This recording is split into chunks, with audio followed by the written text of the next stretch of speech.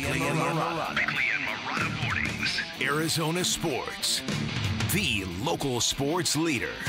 Bickley Blast.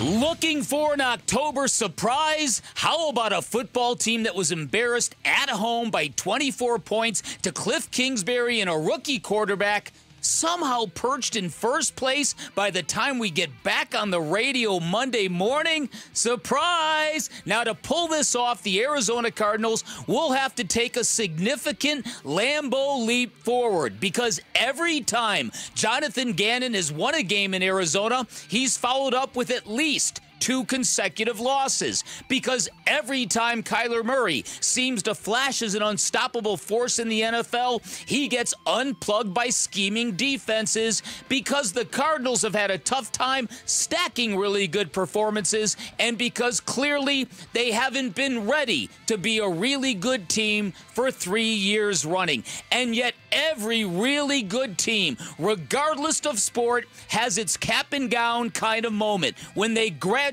to something bigger, when they bust out of their old clothes and emerge as something better, something unbreakable, maybe even something unbeatable. That opportunity knocks again Sunday in Green Bay. Let's hope the Cardinals are finally ready to answer.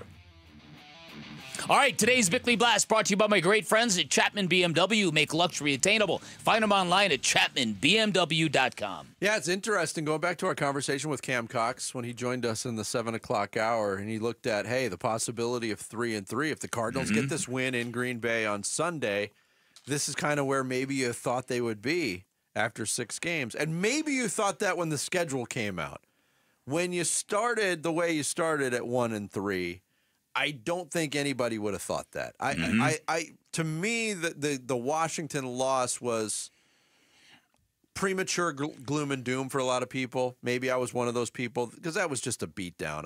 I didn't think that was something that this team would bounce back from as quickly as it did and win on the road at San Francisco. No, I don't think that's on you. I think that was a very natural reaction. But to be 3-3 after 6 games, that would be certainly something. And when that 3-3 would also equate to first place in the NFC It's unbelievable. West, Yeah. That's not something I ever thought we'd be talking about in the first half of this football season. No. And again, I think a lot of us did not expect the 49ers to struggle the way they do, but the facts remain that if you win this game, you'll be sitting in first place, and that is certainly something you can rally around.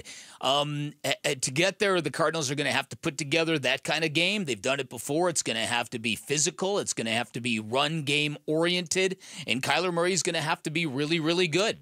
And it's a chance for this coaching staff now to really start building something. Like I said, Jonathan Gannon, I saw a link this morning. Rate Jonathan Gannon's most important victories as a member of the Cardinals. There have only been 6 of them. It's an easy list. It's an easy list to make. Is San Francisco number 1 on the list now? I think it is. The Philly game was pretty good too, but we didn't know at that time that Philly was in the midst of just kind of falling apart. Well, we kind of did. They had started doing that, but we didn't know the dysfunction was at the level that it was, right? Did we know that? It was starting to be talked about. Okay. They had started circling the drain a little earlier. All right. But what did it mean for the Cardinals other than Jonathan Gannon being able to say, and he even downplayed it. So that was a good. Okay. I would go, since you brought this up, San Francisco 1, Philly 2. Pittsburgh 3. I'd probably go Rams. Dallas 3. Oh, Dallas, okay. Dallas with Josh Dobbs at quarterback was something. Yeah, that was pretty cool. Rams 4, even though that was a complete demolition. Pittsburgh 5, and Atlanta 6. Oh, boy. There. Go through all the wins. It's like, almost on one hand. It doesn't take you too long to do. That's why we did it. But that's the other thing, though, is like going back to last season and saying how important or big or any of those wins were. None of them led to anything. So that's why you're hoping that these 2 wins this season already will mean more when we look back, say, next year, because they're going to be leading to like a good season overall. Yeah.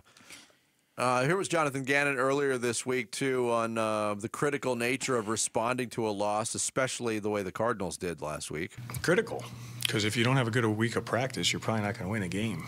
You know what I mean? So We are where we are right now. A lot of work to be done, a lot of corrections that need to get done. But if we keep stacking good days, good weeks, keep winning behavior, on our mind and do things the right way, the league's fair. Yeah, that's what it's all about. Can you win? Like he says, you can't win a game without a good week of practice, but we know you can lose a game after having a good week of practice, because that happened the week earlier. And not only did they lose, they got manhandled.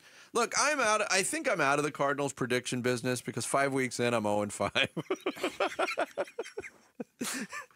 But every time you're ready to throw dirt on the coffin of this team, at least me, they do something. They open up the coffin door again and say, hey, we're not dead yet. Yeah, well, listen, so this is a good Green Bay team that they're playing, a team that kind of mirrors the Cardinals and what the Cardinals do when they're at their best.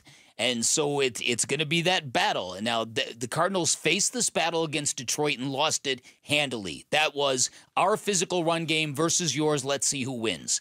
And that tug-of-war didn't go good for the Cardinals. Even though the final score looked palatable, that game felt really lopsided by the end of it. I agree. So this is a chance now against another team built similarly to kind of make that right, to say, okay, we might not have been as good as the Lions at this, but we're better than you at this.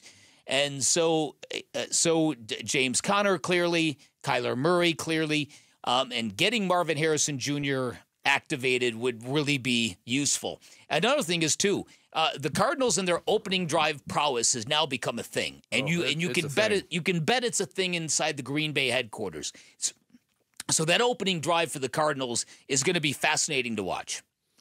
Yeah, Jonathan Gannon also spoke about that. Common denominators during their opening drive touchdowns this year. No, I wouldn't say common denominators because every plan is different. Every defense that you're playing against is different. But, it's good to get on the board early. Now the challenge is to keep consistently doing it. I'll give you the common denominator. All 5 of those drives looked relatively easy, too, didn't they? Oh, yeah. Yeah. And the latest, the most easiest of all. Yeah. If they always say it's because they script out the entire drive, because why don't they just script out 2 drives?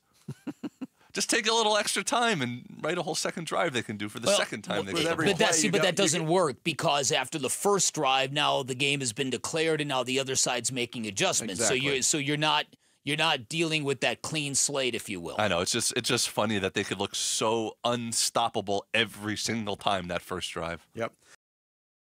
Thanks for watching Bickley and Marotta. Click to see the latest Bickley Blast and hit the button in the middle to subscribe to Arizona Sports.